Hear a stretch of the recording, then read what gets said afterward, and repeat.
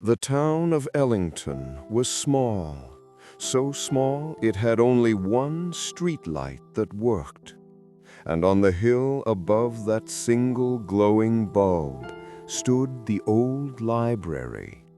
Its doors never locked because no one ever came. Inside, the air smelled of dust and forgotten rain. The shelves stretched endlessly, their edges lost in shadow. Yet there wasn't a single book, just rows and rows of empty wooden spines, like ghosts of stories long gone. Every now and then, when the wind passed through the cracks, it almost sounded like pages turning. But there were no pages, only echoes. The last librarian had vanished 50 years ago, leaving behind only a note. They will return when they are remembered. No one knew what it meant. Most of the town had stopped thinking about it long ago, except for a young woman named Clara. Clara had always been drawn to quiet places, places where time felt softer. One misty evening, she walked up to the library. The air was colder there, and as she stepped through the doorway, her reflection in the dusty glass seemed to pause, as if it hesitated to follow her in. The moment she entered, the faint sound of a heartbeat echoed somewhere deep inside the shelves. It wasn't loud, just steady, like the rhythm of an old clock. She whispered to herself, "Who's still here?" But the library didn't answer, at least not with words. Instead, one of the empty shelves shuddered, and from it fell a single leaf, not a page, a leaf, brown and dry, with tiny letters carved in its veins. It read, Chapter 1. Clara stood frozen, holding the brittle leaf that read, Chapter 1. Her breath clouded in the dim air, and as she turned it over, faint letters shimmered beneath the dust, words that hadn't been there before. "You came back." She blinked.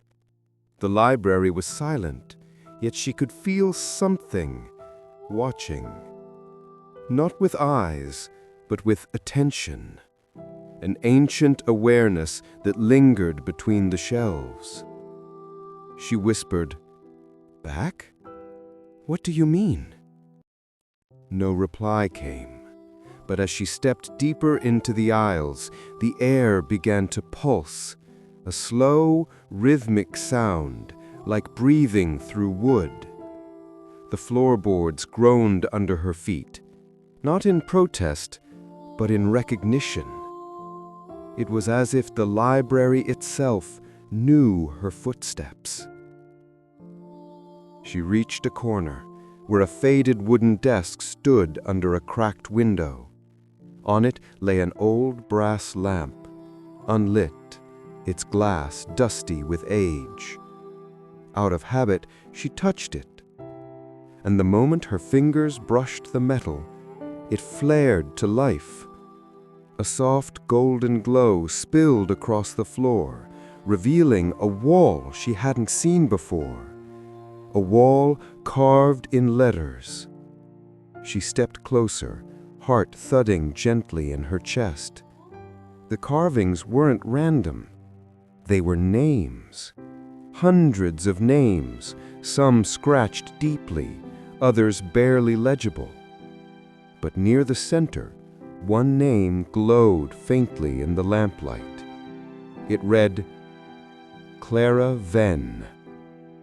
Her hand trembled. "That's me."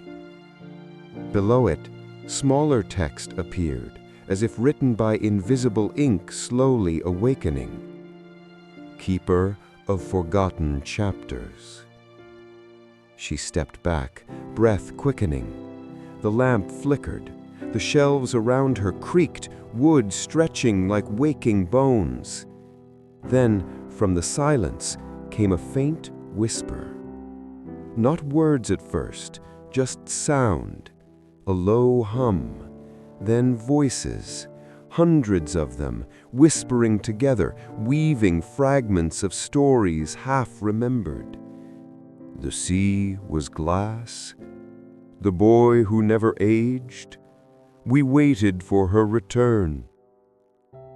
The whispers twisted around her like wind, and then they stopped. A single voice spoke clearly, calm and warm, like an echo from deep water. You were the last to leave, Clara. The stories faded because you stopped dreaming. Her eyes widened. No, I've never been here before. The voice replied, You forgot, but we never did. The air shimmered. The shelves began to fill, not with books, but with light. Shapes emerged, forming spines and covers made of glimmering dust. Each one pulsed softly, breathing in time with her heartbeat. She reached toward one, a small blue book, its title unreadable. The moment her fingers touched it, a flood of memory struck her like cold wind. She saw herself as a child, sitting beneath a tall oak tree, reading a story to someone she couldn't quite see, a boy with pale eyes who smiled at her and said, "Keep them safe." Then darkness. The vision vanished. When she looked again, the book in her hand had vanished too. Only a faint outline of light remained on her fingertips. The whispers rose again, softer this time, pleading almost. Help us remember. Clara stepped back, overwhelmed. The light from the shelves now filled the entire room, shimmering like mist. And then, at the far end of the hall, she saw movement. A shadow, tall and slow, drifting between the glowing aisles. She followed it. The air grew thicker, not frightening, but heavy with presence. The figure stopped before a vast empty wall. Slowly it turned. It wasn't human, not entirely. It was made of letters, floating, shifting and rewriting themselves in slow motion, forming a face that looked almost like hers.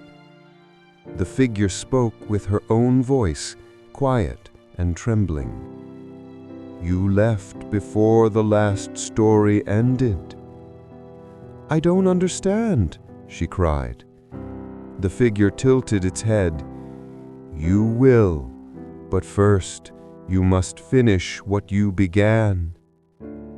Then silence again. The figure dissolved into 1,000 tiny letters, swirling upward and vanishing into the ceiling like sparks. Clara fell to her knees, dizzy. The golden light dimmed, and the lamplight flickered weakly. All around her, the shelves seemed to sigh, as if exhausted. On the floor before her, another leaf appeared, just like the first, but this one read, Chapter 2, The Memory of Rain. She picked it up gently, knowing somehow that the story wasn't over, not the library's and not hers. Outside, the single streetlight of Ellington flickered against the mist, and far away, thunder rolled. The first drops of rain in 50 years began to fall. Rain tapped softly against the old library windows. The first sound of rain Ellington had heard in half a century.